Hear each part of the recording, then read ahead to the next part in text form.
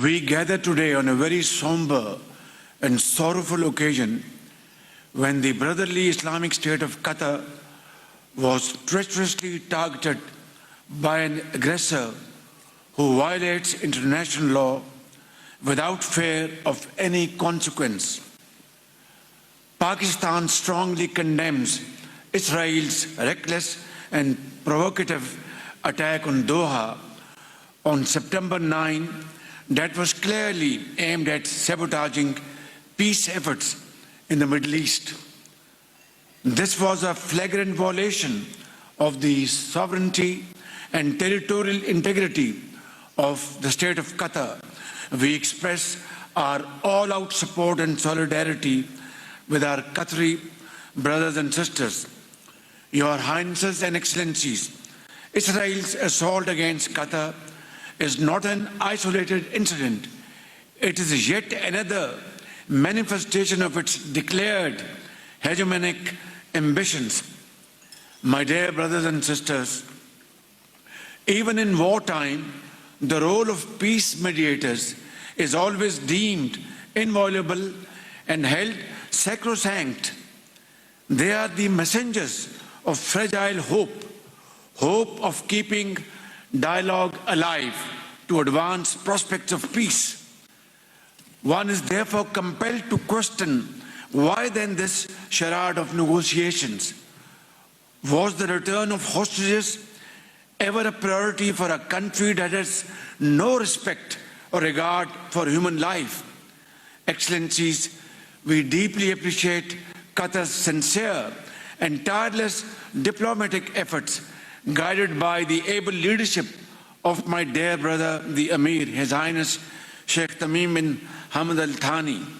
Qatar has consistently endeavored to bridge divides and promote the noble cause of regional as well as global peace under the most daunting challenges. Ladies and gentlemen, while Gaza bleeds, the heart-wrenching cries of its innocent women and children echo through these halls.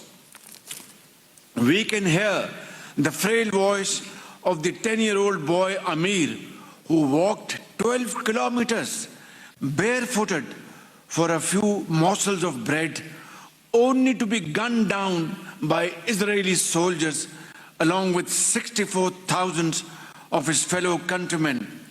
Israel's genocidal campaign has reduced Gaza to rubble and ruin. The world shall always bear the scars of this unending carnage etched on the very soul of humanity. Injustice has reached an unbearable level. This must stop, and stop now. Excellencies, Pakistan reiterates the following urgent and essential steps. Israel must be held accountable for its war crimes against humanity.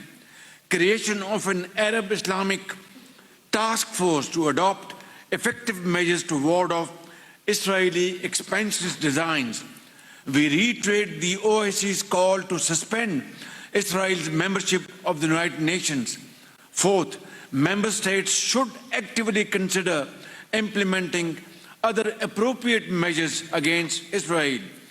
The UN Security Council must urgently demand from Israel under Chapter 7 of the UN Charter an immediate, unconditional and permanent ceasefire, release of hostages and exchange of Palestinian prisoners.